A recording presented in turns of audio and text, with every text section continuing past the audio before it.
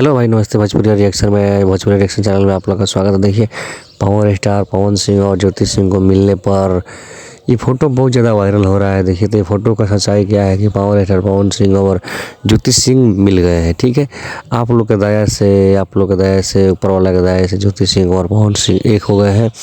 बैठ के कुछ बात ही चल रहा है, उसमें गाना भी चल रहा है, ये भी हम लोग देखे हैं। ठीक है, तो उसमें यश कुमार भाई ने कमेंट किया है।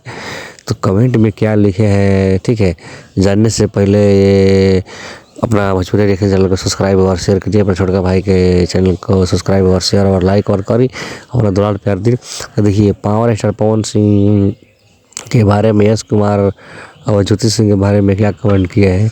Good violence you with power star Pawan Singh and Jyoti Singh. मगर ये बोले हैं कि आप लोग खुशी सलामत रहे, अच्छा से रहे, ऊपर वाला के दया से आप लोग को खुशी से रहे, सलामत रहे, आप लोग का जोड़ी बना रहे। जय हो।